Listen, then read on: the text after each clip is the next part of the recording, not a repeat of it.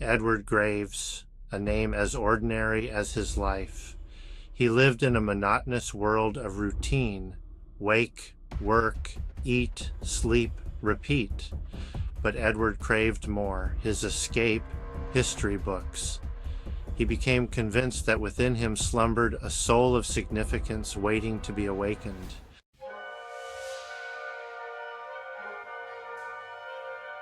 His obsession with past lives turned into a relentless pursuit.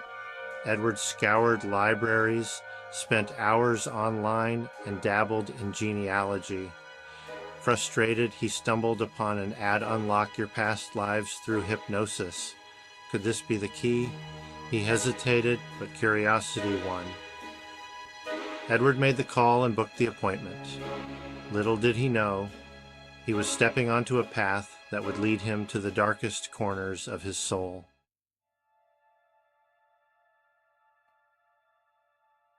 Relax, Edward. Let my words wash over you. Edward felt a strange peace, a weight lifting from his chest. Dr. Wright's words guided him deeper into a hypnotic trance. You are going back through the corridors of time. Images flickered: a cobbled street, a flash of anger, a surge of power. Edward, something's wrong. Come back now. Edward gasped, eyes flying open.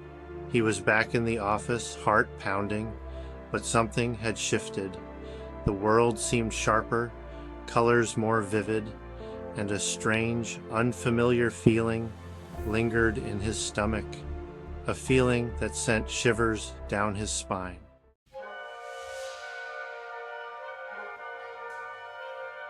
Days after the session were a blur. Edward felt watched, followed. Sleep offered no escape. His dreams were violent and fragmented. He saw a blood-stained blade, heard screams. The line between reality and nightmare blurred.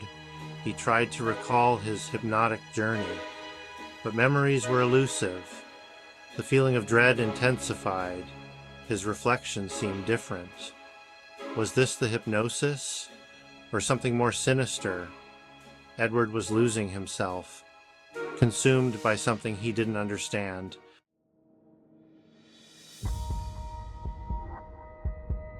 The line between dreams and reality blurred.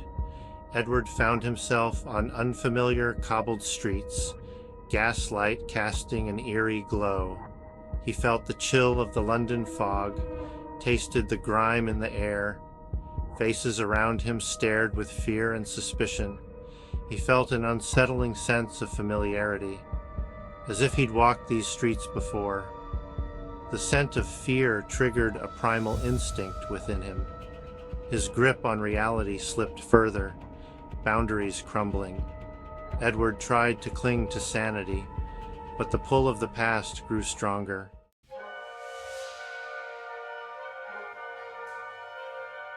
The darkness within Edward began to manifest in disturbing ways. He isolated himself, his life descending into chaos. He found an outlet in art, driven by an unseen force. His canvases were gruesome masterpieces of horror. Each stroke of his brush brought him closer to the terrifying truth. Fear turned to fascination, the monster in his dreams becoming a source of dark inspiration. The line between art and reality blurred. His apartment transformed into a macabre gallery of his descent into madness.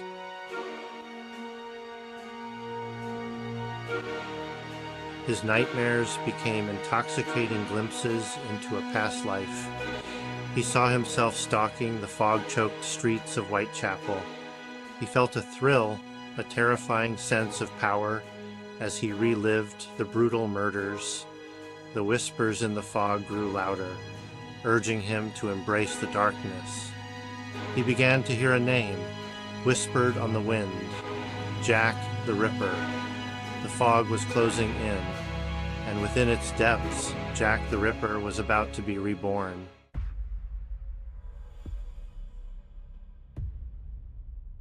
Edward found himself drawn to a dingy pawn shop. His eyes landed on a set of surgical instruments, their surfaces dulled with age. The shopkeeper watched him with curiosity and apprehension. Edward picked up a scalpel, its weight familiar. He knew these tools were meant for him. "How much?" he asked, his voice a raspy whisper. The shopkeeper named a price, and Edward didn't haggle. As he left, the weight of the leather satchel felt heavier than it should.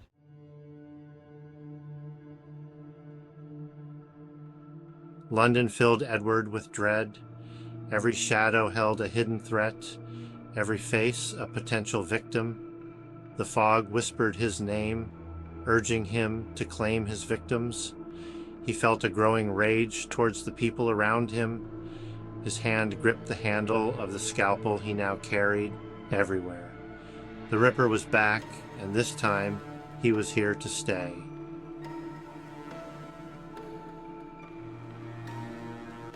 One name echoed louder than all others: Whitechapel. Drawn by an irresistible force, he found himself on a train. The rhythmic clatter of the wheels sounded like a death rattle. As the train pulled into the station, a wave of nausea washed over him. The air was thick with the stench of poverty and something sinister. He stepped off the train and into a nightmare. The streets of Whitechapel felt eerily familiar. Whitechapel had called him back, and in its dark embrace he would fully become the monster he was destined to become.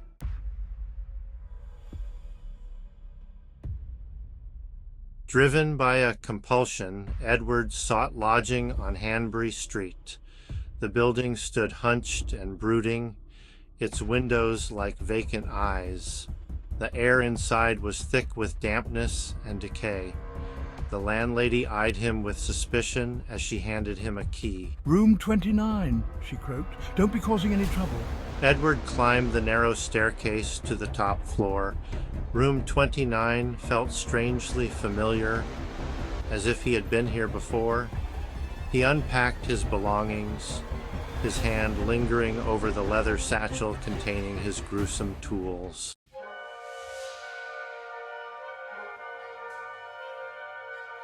Section 2, The Ripper's Walk, Nightfall. The gaslights flickered to life, casting an eerie yellow glow on the slick cobblestones. Edward, his face hidden beneath a hat, walked the streets of Whitechapel like a man possessed. He moved with a chilling familiarity, retracing steps taken countless times before. The fog clung to him like a shroud, sharpening his other senses. Beneath it all, he sensed a current of fear, a primal echo of his dark legacy. He passed groups of women, their faces pale in the flickering gaslight. Their eyes followed him, a mixture of fear and fascination. They had heard the whispers of the Ripper's return, seeing their worst nightmares in Edward's figure. Edward felt a surge of power at their fear, a sick satisfaction. The darkness within him pulsed with anticipation, eager to be unleashed.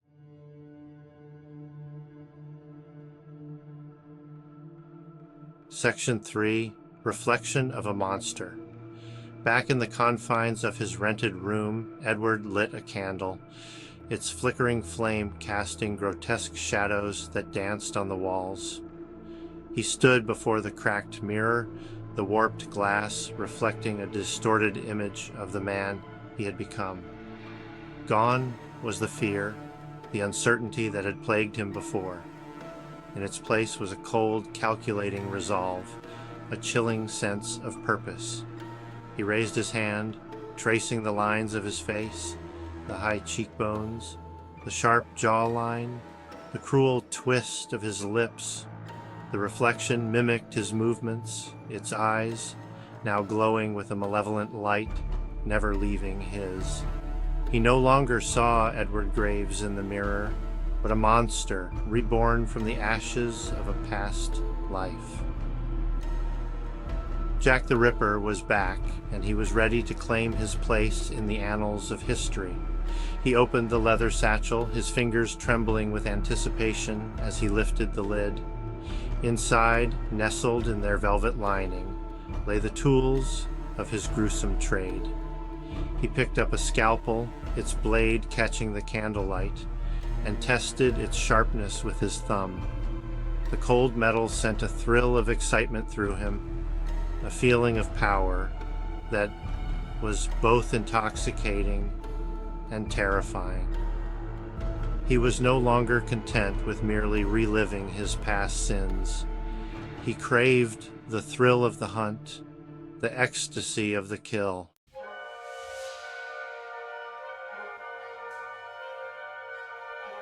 Section 1. The sum of his parts. The fog swirled around him, thick and heavy, a suffocating blanket that both hid him and revealed him for what he truly was. His steps echoed on the cobblestones, each one a hammer blow to the crumbling facade of his sanity.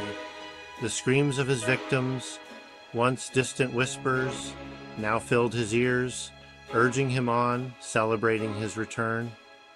He was no longer haunted by their memory. He was empowered by it. He felt a surge of exhilaration as he stalked the fog-choked streets, the thrill of the hunt coursing through his veins. He was no longer content with merely reliving the past. He would surpass it, become a legend even more terrifying, more infamous than the one history remembered. He would carve his name into the very soul of London, a name whispered in fear for generations to come. The city, cloaked in darkness and fear, became his canvas, its inhabitants his unwitting subjects. He moved with a chilling grace, a predator toying with its prey, reveling in their terror. He was no longer Edward, the man who had sought answers in the murky depths of his past. He was the sum of all his parts, the darkness that had always lurked beneath the surface, now fully unleashed. He was Jack, and this was his city.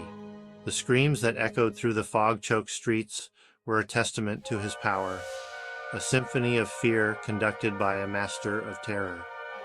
He had embraced the darkness, and in its embrace he had found his true calling.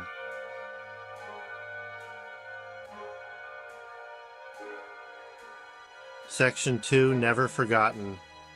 The newspapers called him a monster, a fiend, a butcher. They chronicled his every move, every gruesome detail of his crimes, fueling the city's fear and his own twisted sense of pride. His name, once whispered in hushed tones, was now on everyone's lips, a source of both terror and morbid fascination. He became a legend, his story told and retold, embellished with each telling, blurring the line between fact and fiction. He reveled in the notoriety, the knowledge that he had left an indelible mark on the world. But even as he embraced his dark destiny, a part of him, a flicker of the man he once was, felt a pang of remorse, a fleeting glimpse of the life he had left behind. It was a fleeting feeling, quickly extinguished by the overwhelming darkness that consumed him. He had gone too far, crossed a line from which there was no turning back. He was forever bound to his past, his fate sealed by the blood on his hands. He was Jack the Ripper, and he would never be forgotten. The fog that had cloaked Whitechapel for so long finally began to lift, revealing a city forever scarred by his reign of terror. His victims, though gone, would never be forgotten, their memory a haunting reminder of the monster who had walked among them. And in the annals of history, his name would forever be synonymous with darkness, with madness, with the chilling truth that some secrets are best left buried. For some souls, reincarnation is not a blessing, but a curse.